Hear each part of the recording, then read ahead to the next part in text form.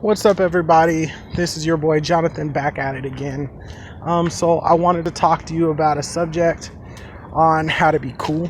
And I know it sounds immature, but just hear me out because, I have a lot of things to say on the topic. And, to take it to the beginning, right? What does being cool mean, right? It means kind of calm, relaxed, warm, inviting, so people want to hang out with you, right? So that's the context we're looking at. We're not looking at like high school cool, have all these friends and girls. We're not looking at college cool, like the same thing, frat parties, and we're just looking at being cool, like calm, chill, inviting. So that's what we're looking at and how to represent that. And when you can emulate that type of way of life, you'll attract more people into it. So the first thing I would say is adopt a style that's really neat and clean and put together, right? And that's the first thing about being cool. Just try to have a style that, like I said, neat, clean, put together. Stay away from like fad hip hop clothes that are sloppy, like tall tees, saggy pants, a million distressings on your jeans with bleach stains and, face tattoos. Like, let go of the face tattoos, okay? That's number one. Number two is kind of try to add a little more things that are interesting in your styles. Like, for instance, I've got this Star of David chain around my neck. People looking at me like, oh, he's interesting, he's Jewish, whatever. I have this cool shirt on with the patterns. I have this cool hat on. It's got like a star pattern. I got these nice glasses. So it's like add a little style and depth and a little color or something interesting in your wardrobe, and then that'll be cool. The third thing that will make you look cool or make you cool is if you just talk to everybody and be nice and polite to everybody, because people are a doorway, and most people, they can offer something. You just have to figure out whether or not it's negative or positive. You know what I'm saying? But most people can bring something to the table. So talk to everybody. You find out who's a negative person that you don't want in your life and who's a positive person. And you basically try to keep in contact with those positive people in your life. And just talk to everybody. A lot of people have things to offer. Like older people have, wisdom they can offer. People your age, even if they're nerdy or something, they still have connections and things like that to offer. The third thing is just chapeling. Like I talked about this morning, chapeling is basically when you're like calm, cool, collective around places and people, and you're just really cool and you keep everything, polite and nice or whatever, and you don't make too much noise, you don't take up too much space. You're not the type of person to be like, look at me, look at me, look at me.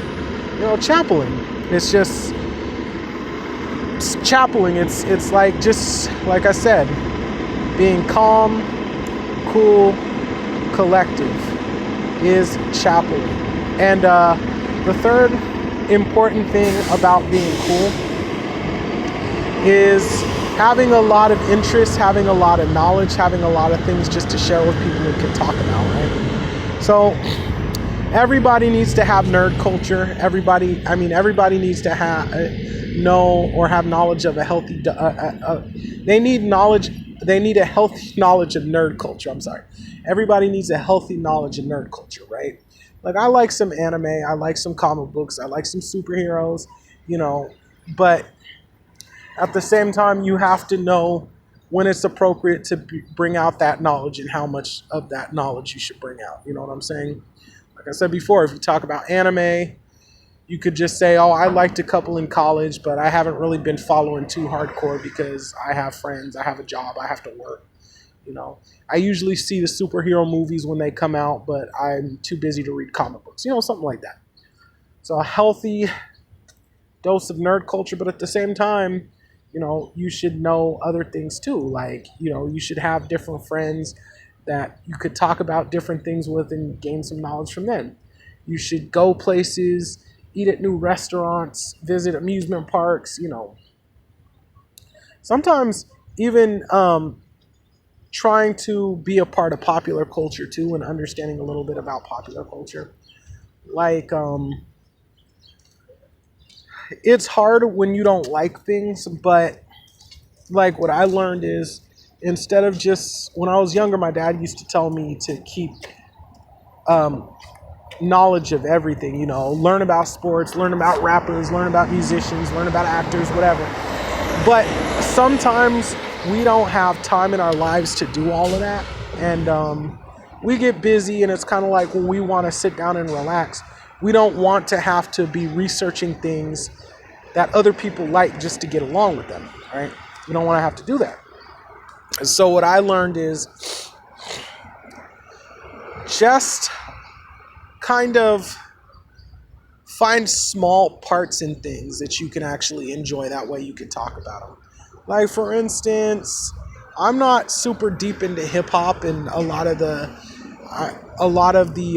music I'm just not into, and a lot of the artists, but there are a couple of songs that I like. There's a couple of genres that I liked, and I know basic names, but I try to focus on things I like. Like, for instance, I'm into fashion and I'm into shoes, and A$AP Rocky has a pair of sneakers he's making.